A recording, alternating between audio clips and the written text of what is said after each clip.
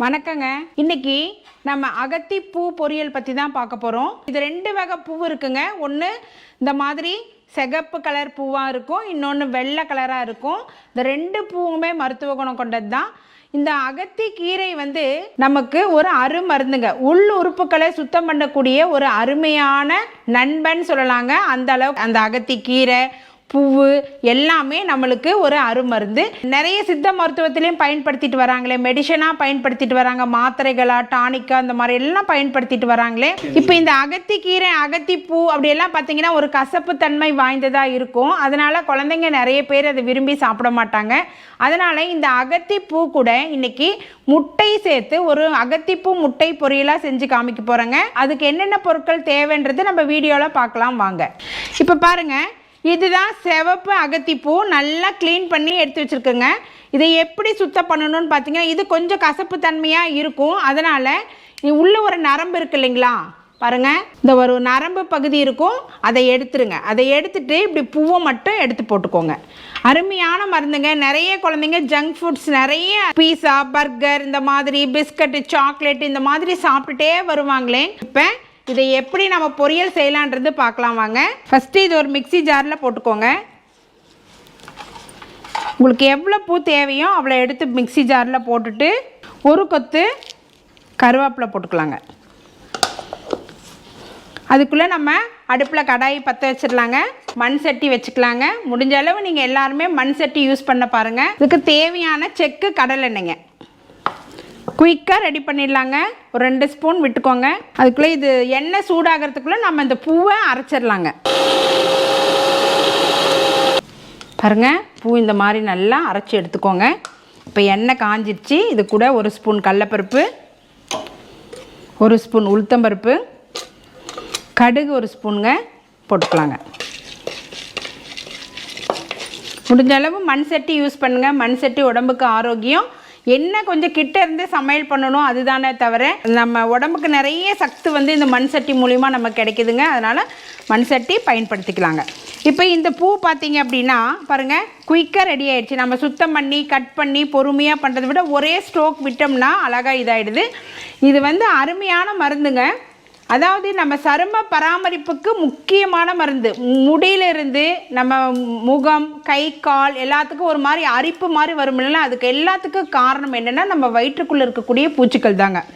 அந்த வயிற்று பூச்சை நம்ம சுத்தம் பண்ணிட்டோம்னாவே நமக்கு நிறைய பேர் சொல்லுவாங்க அரிப்பே அடங்கலைங்க, ரொம்ப ஒரு மாதிரி அலர்ஜியாக இருக்குது. இதெல்லாம் க்ளீன் பண்ணணும் அப்படின்னா நம்ம வாரம் ஒரு முறை இந்த அகத்தி கீரையாக இருந்தாலும் சரி அகத்தி பூவாக இருந்தாலும் சரி பயன்படுத்திட்டு வந்தோம் அப்படின்னா உள்ள உறுப்புகளை சுத்தப்படுத்தி நச்சுக்கள் எல்லாம் நம்ம ரத்தத்தில் உள்ள நச்சுக்களை க்ளீன் பண்ணி நமக்கு ஆரோக்கியத்தை கொடுக்குங்க.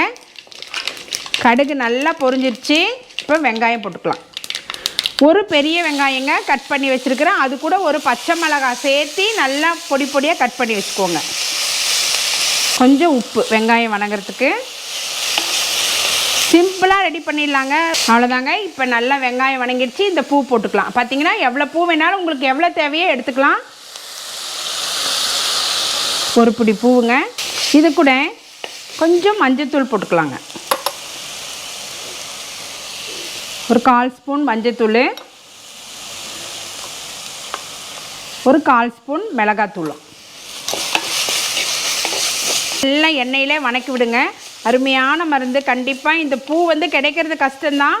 மார்க்கெட்டில் ஒரு சில டைமில் கிடைக்கும். நீங்கள் இந்த கீரைக்காரங்க அந்த மாதிரி யாராவது மார்க்கெட்டுக்கு போகிறவங்களா இருந்தால் கொஞ்சம் சொல்லி வச்சுருந்தீங்கன்னா ரெடி பண்ணி கொடுப்பாங்களே. நீங்கள் வெள்ளை கலர் கிடைச்சாலும் சரி இந்த பூ கிடைச்சாலும் சரி மிஸ் பண்ணாமல் செஞ்சு பாருங்கள். இது கூட நல்லா நல்லா வதங்கிடுச்சுங்க. அந்த பூவு வெங்காயம்லாம் வதங்கினதுக்கப்புறம் கொஞ்சம் நல்லா வேகட்டுன்னு யூஸ் பண்ணலாம். சுடு தண்ணி கொஞ்சம் ஊற்றிக்கலாங்க. அவ்வளோதாங்க. பூ நல்லா வெந்து வரட்டும். அப்புறம் நம்ம முட்டை ஆட் பண்ணிக்கலாம். இப்போ நிறைய குழந்தைங்க நம்ம எப்படி, அதாவது இந்த கசப்புத்தன்மை இல்லாமல் நம்ம தேங்காய் பூ போட்டு இந்த மாதிரி எல்லாம் செஞ்சாலும் அவாய்ட் பண்ணிட்டு போவாங்களே. இப்போ நான் இன்றைக்கி என்ன பண்ணுறோம்னா ஒரு சப்பாத்தி ரோல் மாதிரிங்க. இதோட முட்டை சேர்த்து நல்ல சப்பாத்திக்குள்ளே வச்சு, இப்போ இந்த எப்படி பப்ஸ் எல்லாம் நம்ம சாப்பிடுவோம் இல்லைங்களா, அந்த மாதிரி நம்ம சப்பாத்திக்குள்ளே வச்சு ரோல் பண்ணி கொடுத்துட்டோம் அப்படின்னா இஷ்டமாக ரொம்ப சாப்பிடுவாங்க. முட்டை பொரியல்னு சொல்லி கொடுத்துடலாம். நம்ம அகத்தி பூ பொரியல்னே தெரியாதுங்க, அந்த அளவுக்கு அருமையாக இருக்கும். இது முடிஞ்ச அளவு குழந்தைங்களுக்கு இந்த மாதிரி விதத்தில் உள்ளுக்க செலுத்தணுங்க. ஜங்க் ஃபுட்ஸ் நிறைய சாப்பிட்றதுனால குழந்தைங்க பெரியவங்க எல்லாமே இந்த மோஷன் ப்ராப்ளம். என்னென்னா சின்ன குழந்தைங்கள் பார்த்திங்கன்னா ப்ராப்பராக காலையில் எழுந்த உடனே மோஷன் போக மாட்டாங்களே, அதாவது ஒரு டீனேஜ் இருக்கிறவங்க எல்லாருமே தானுங்க. காரணம் என்னென்னா அந்த ஃபுட்டு கரெக்டான அளவுக்கு சத்துள்ளதாக எடுக்காதனால அது உள்ளே போய் அஜீரண கோளாறுகள் உருவாக்குறதுனால அவங்களுக்கு மோஷன் கரெக்டாக வராதுங்க. இந்த மாதிரி இந்த பூவு அகத்தி கீரையெல்லாம் எடுத்துகிட்டு வரும்பொழுது வாரத்தில் ஒரு நாள் கம்பல்சரி நீங்கள் எடுத்துகிட்டு வரும்பொழுது அந்த ரத்தத்தில் படைஞ்சிருக்கக்கூடிய அந்த கெட்ட கொலஸ்ட்ராலையும் சரி பண்ணுங்க, நம்ம உள்ளுக்குள்ளே இருக்கக்கூடிய நச்சுக்களும் சரி பண்ணி மோஷன் ஃப்ரீ மோஷனாக கொண்டு வருங்க. அதுக்கு ஒரு அருமையான மருந்து. நல்லா பாருங்கள், பூ வெந்து தண்ணி சுண்டிடுச்சு.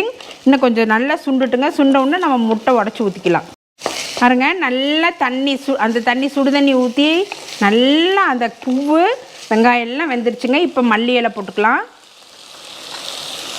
இப்போ இந்த ஸ்டேஜில் உங்களுக்கு தேவையான அளவுக்கு இன்னும் கொஞ்சம் உப்பு போட்டுக்கோங்க. ஃபஸ்ட்டு நம்ம வணங்குறதுக்கு தான் போட்டுக்கிறோம். உப்பு போட்டுக்கோங்க. உப்பு போட்டுட்டு நல்லா ஒரு கிளறி விட்டுட்டு இப்போ முட்டையை உடச்சி விட்டுக்கலாங்க.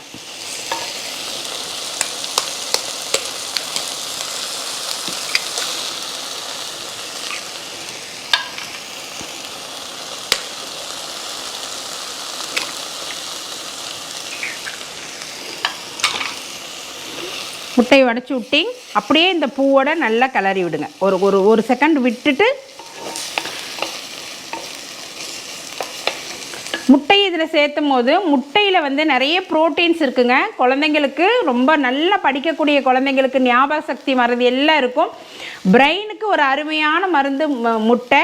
டெய்லி ஒரு முட்டை நம்ம சாப்பிட்டோம்னா எந்த எஃபெக்டும் கிடையாதுங்க.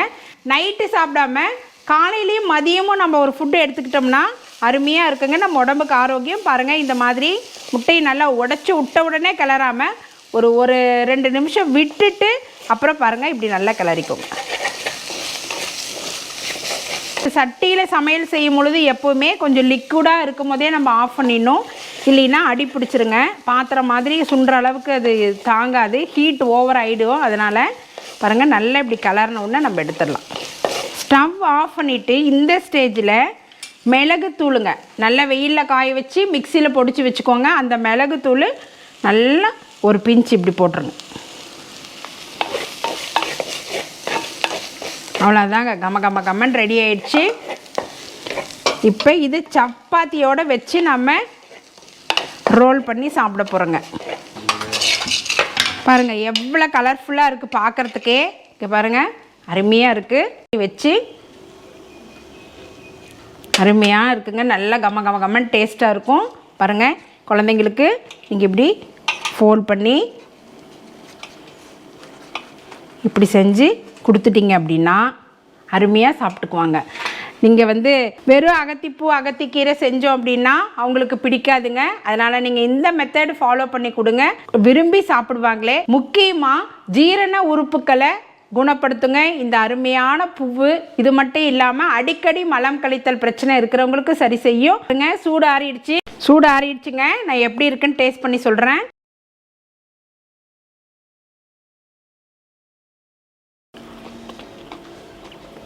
சூப்பராக இருக்குங்க. அந்த அகத்திப்பூ சாப்பிட்ற ஒரு ஃபீலிங்கே இல்லை, முட்டை பொரியல் சாப்பிட்ற மாதிரி தான் இருக்குது. கண்டிப்பாக மிஸ் பண்ணாமல் குழந்தைங்களுக்கு இந்த மாதிரி செஞ்சு கொடுங்க. பெரியவங்க நீங்களும் இந்த மாதிரி செஞ்சு சாப்பிடுங்க. பாருங்க எவ்வளோ சாஃப்டாக இருக்குது. அப்படியே வச்சு நீங்கள் குழந்தைங்களுக்கு உள்ள ஸ்டஃபிங்கோடு வச்சு கொடுத்தீங்கன்னா அவங்க நல்லா விரும்பி சாப்பிட்டுக்குவாங்க. அழகாக இந்த மாதிரி செஞ்சு கொடுங்க. இந்த மாதிரி பொரியலை செஞ்சு சாப்பிட்டுட்டு நீங்கள் எங்களுக்கு கமெண்ட்ஸ் பண்ணுங்கள். மீண்டும் ஒரு ஆரோக்கிய தகவலுடன் உங்களை சந்திக்கிறேன். நன்றி, வணக்கங்க.